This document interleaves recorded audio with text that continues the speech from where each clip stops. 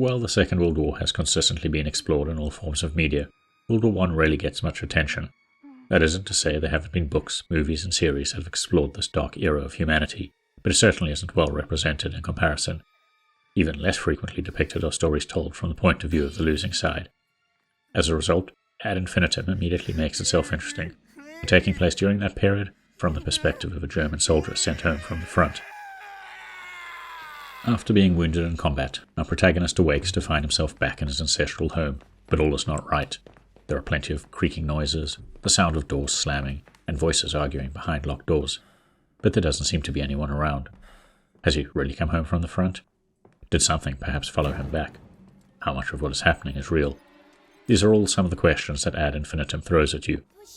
Unsurprisingly, Ad Infinitum is a psychological horror game, specifically about physical and mental trauma, the ongoing effects of PTSD and how the war affected everyone, not just soldiers thrown into the meat grinder, are just some of the topics the game explores. It is also about the trauma of abuse and the damage families inflict on each other as a result. This makes Ad Infinitum less of a survival horror game and more of an exploration-based, narrative-heavy adventure, the ones we've come to dub as walking simulators. While there are monsters in this tale, most of the game plays out akin to the likes of Gone Home. That's to say you'll be spending most of your time exploring the environment, solving puzzles and reading many notes scattered around the world. I'd argue this is where Ad Infinitum is at its strongest, as the writing is quite good and the character's plight comes through here more than anywhere else. Whether it's a deep dive into an abusive father's treatment of his sons, or dealing with the loss of comrades during the war, Ad Infinitum does a fantastic job of fleshing out its characters. For those wanting monsters in their horror games, well, Ad Infinitum has them too.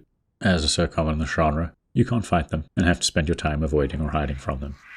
Thankfully, these monster encounters are rare, and the game is more interested in creating tension through the creepy atmosphere, which the game has in spades.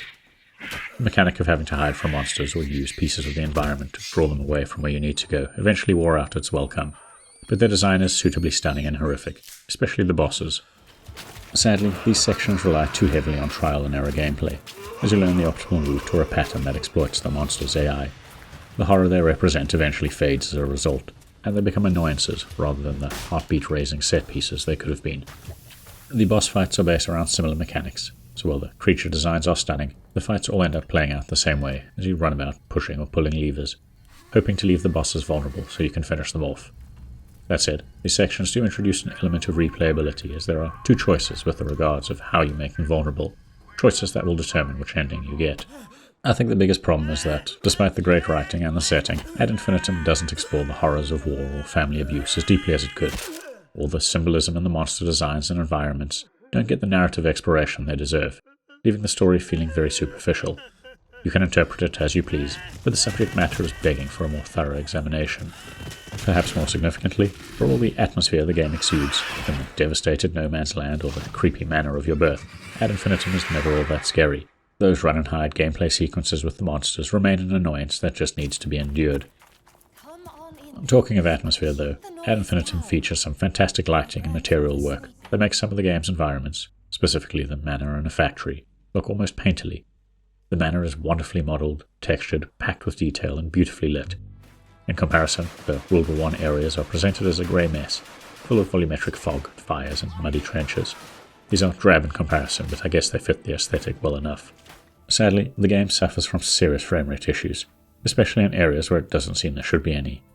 Those bland trenches, in particular, are a sore spot where the frame rate takes a massive stumble, presenting a juddery, shuddery, jerky image at times.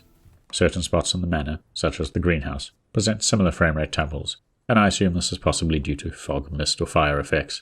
Now, it's not a snappy action game that needs a high frame rate, but it's still distracting and breaks immersion. Wrapping up, well, Ad Infinitum takes a bold stride by telling its story from the point of view of a German soldier during World War I. It lacks the explorative depth to truly make these themes a standout element. There's a wonderful, creepy atmosphere at play initially, but ultimately the repetitive monster mechanics and shoddy frame rate hold it back from greatness. If you've got this far, please consider giving the video a like and maybe subscribing to our channel as it helps us grow.